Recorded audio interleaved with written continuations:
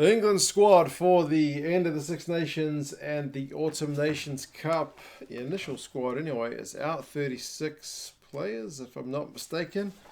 Hell of an injury list, you'd have to say, man. There's a lot of guys not available through injury, and a fair few guys just omitted for whatever reasons.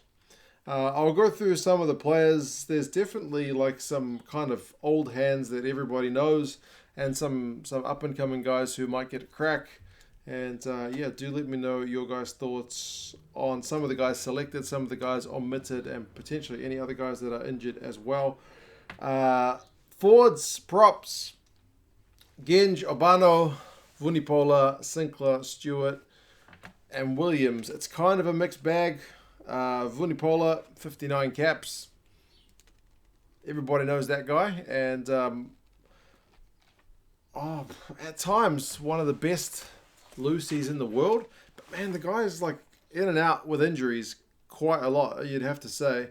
Obano still doesn't have any caps, and I've only seen him play a couple of times, to be fair. But people, Bath fans in particular, say he is pretty bloody good. So I look forward to seeing him maybe get a crack. And Alice Genge is a right monster. He's only got 18 caps, but he ain't named Baby Rhino for no reason. So, yeah, he's a smart guy as well, seemingly, from what I've seen him interviewed. So, yeah, pretty exciting. In terms of props being exciting, you like seeing that guy with ball in hand. Speaking of props you like to see with ball in hand, Kyle Sinclair, 35 caps for that guy. Has the hands of a fly half, and yet he is a prop. He continues to go along. Then you got Will Stewart, who's got 3 caps. I think he was like riding the pine for maybe that last Six Nations game before the competition got called off, or at least postponed. And Harry Williams is there as well, on the back of winning a couple of trophies recently with the Chiefs. That Chiefs forward pack is pretty reliable, so having a Chief there in your propping stocks is definitely not a bad thing. So there's no Joe Marler. I think he's got a knock. He seems to be like the main omission, I guess, because he has been in, like, at least, I mean, I haven't seen enough Premiership to know, but at least when I was seeing him for England earlier in the year, prior to getting suspended, he was, just playing phenomenally well. Whatever happened with that suspension? Wasn't that the last game? Anyway, hookers, you got Dunn, George, and Singleton. Jamie George is just the number one guy no matter what. He's, again, if you're thinking about who are the best hookers in the world, like there was a season, maybe like 2018, that it was probably pretty clearly Malcolm Marx. And, New Zealand with Cody Taylor, but Jamie George, he's pretty bloody consistent, isn't he? So, yeah, he's up there. Tom Dunn will get a first cap.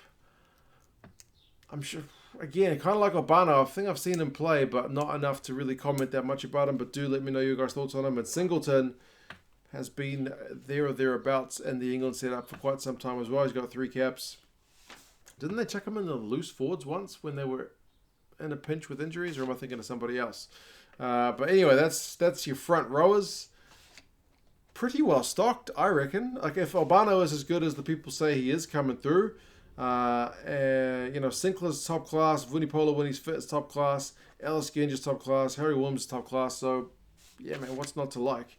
Locks, you got Ewells, Johnny Hill, one of the 2 Johnnies at Exeter, alongside Scottish international Johnny Gray, Mario Itoje, Joe Launchbury, David Ribbons. So, pretty well stocked at locks, again, you'd have to say. Ribbons, I'm trying to remember. I seem to remember he's a pretty big unit, but he doesn't have any caps, so he's the least experienced guy. Launchbury's got 65 caps. Saw him play in the final the other day. He had a pretty solid effort from what I remember. Itoje is pretty much an out-and-out starter. His turnover ability is something that opposition teams are going to have to watch, because you haven't even gotten to the loosies yet, when you still think that Itoje's turnover stats are absolutely phenomenal for a lock, especially. Johnny Hill with Exeter, he's uncapped as well, but he seems pretty bloody good for Exeter. Like, as I said, the Exeter forward pack is maybe a hard one to judge, because the forward pack is just so good. But yeah, so it's hard to kind of stand out. But anyway, and Charlie Ewells is there with 15 caps as well. I should have mentioned Cowan Dickey is also out with injury. Likewise is Courtney Laws. So another kind of lock loose forward character who is out of the picture. So I guess in terms of the locking stocks, you certainly got some experience in Itoje and Launchbury, but then two of the guys are uncapped, and then there's Yules again there with 15, so bit of a mixed bag. Lucy's, tons of Lucy's. Tom Curry is there, turnover king. Sam Underhill's there, turnover king. And Jack Willis this year, man, his turnover stats in the Premiership have been ridiculous. Like, I think he had 47, and the next best guy was like 19. That's not right, man. That's he's uncapped. So didn't he have a big injury? So yeah, let's hope he gets a crack. Billy V is still there, 51 caps. Lewis Ludlam, very good, versatile player as well. Ted Hill. I don't know a lot about Ted Hill because I don't watch much of Worcester, because I've generally watched the English teams for the most part in the Champions Cup more than I get to see the Premiership. I get to see the Premiership every now and again. And Ben Earl is in there as well. So yeah, it's a bit of a mixed bag in terms of experience as well. Like, Curry seems like an old hand with 23 caps. Billy V's 50 plus, another guy who, if he can stay fit, is a world beater. But man, he's injured as often as he is fit, seemingly. Underhill also seems like he's been around for more than his 18 caps. Ludlam 8 caps. Ted Hill's got 1. Ben Earl's got 3. And Jack Willis, like I mentioned, is uncapped. So man, like, you got Underhill, Curry, Willis, Itoje, all these guys can win turnover ball pretty horrendously well. So yeah, look out opposition teams, I guess. Mark Wilson is on the injury list. Nathan Hughes, I believe, has just had surgery from when I looked him up. There's still no Alex Dombrandt, who I don't think is injured. He was setting the world alight for Quins not that long ago, but again, I haven't seen much of Quins in recent times, so I can't really comment too much. There's no Sam Simmons. There's another Simmons missing as well, but we'll get to him in just a second. But man, the Simmons brothers are seemingly pretty much on the outer at the moment. Anyway, George Cruz, I think, is he left or is he leaving for Japan? Either way, he's kind of, not available selection due to that reason.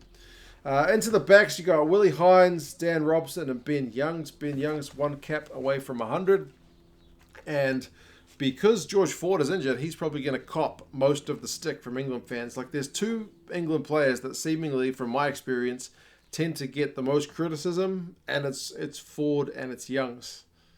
So with Ford out injured, it's going to be mostly directed at Youngs, but hopefully he has a good showing for his 100th cap. It's always pretty special for a guy to get 100 caps.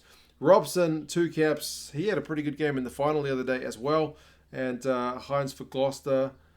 It's an interesting one in that, like, you look at some of the other positions, like you look at fly half, and you got Owen Farrell, I guess, in the absence of Ford, who will step in there. And then you got Jacob Umaga, who's uncapped. But there seems to be a fair bit of depth at fly half. Like, you've still got Joe Simmons, who's relatively young. You got Marcus Smith, and as I mentioned, Jacob Umaga. But who's that next young guy for England at scrum half? Like, I don't think Robson, Hines, or Youngs, none of them are particularly young, right? Still no Ben Spencer. He's, I guess, done his dash in terms of England caps. But you guys closer to the ground in England will have to let me know who's that kind of guy earmarked for a potential number 9 jersey for England in the future. Because I would have thought now is the time to be blooding them. But I don't actually know how old Dan Robson is, but he doesn't have any hair, so it makes him maybe look a bit older. Anyway, I mentioned Farrell, I mentioned Umaga. Midfielders, you got Jonathan Joseph, who I think is actually pretty badly underrated.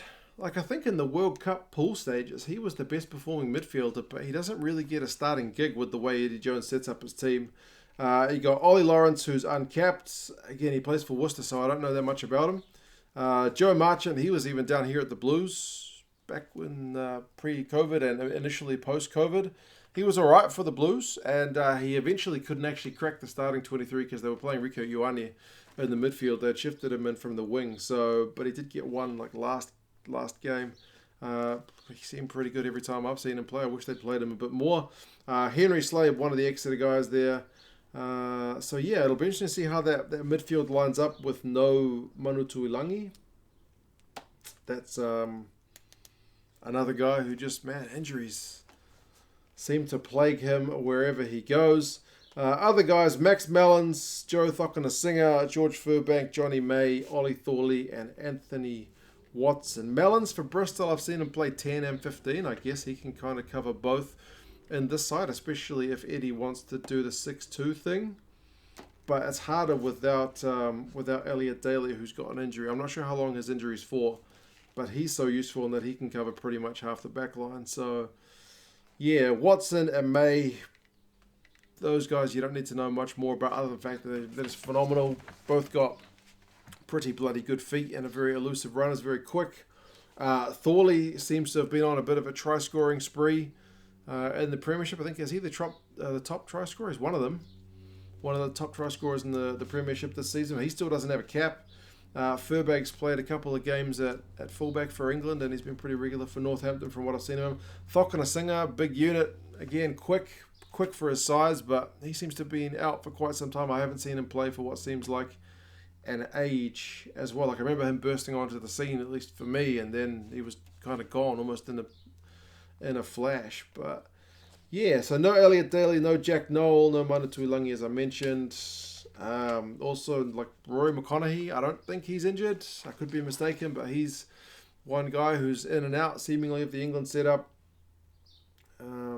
Marcus Smith, as I mentioned. But yeah, it's certainly a pretty bloody good looking England team. There's a lot of depth in a lot of positions. There's still question marks, I guess, over some. Where's Zach Mercer as well? Is he on the outer? I don't know, man. You guys have got too many good loosies. The fact that Sam Simmons can't make the team is a big omission, but I ain't gonna question Eddie Jones because that guy, he's a pretty smart fella and invests a lot of time into selecting his team. But yeah, a lot of guys in single digit caps, man, like Robson, Marchand, Thokanasiga, Furbank, Ollie Thorley's uncapped, Ben Earl, Ted Hill. Like there's a lot of single digit caps, but that's not a bad thing being as far as we are away from a World Cup. So it's the time to build, it's the time to blood guys. But there's a bit of experience there to lead them through as well. So yeah, you guys let me know your thoughts on the England squad. How do you think they're looking? Who are the biggest omissions? Is it the Simmons brothers? Is it, Don Brandt, who people have been calling for seemingly for quite some time? I think he was in one of the pre-squad naming like training setups, but didn't quite get a crack. People have compared him to Akira Ioane over here, who's finally cracked the All Black squad, who's kind of a big busting ball running guy who the coaches always say needs to work on certain aspects of his game, like work rate and fitness. But I'm not sure if that's true of Don Brandt as well. But some people have suggested the comparison is a fair one. But yeah, overall, certainly some regulars missing, like Tuilangi, like Daly. But yeah, good chance for other guys to get a crack as well. So yeah, you guys let me know your thoughts on the squad.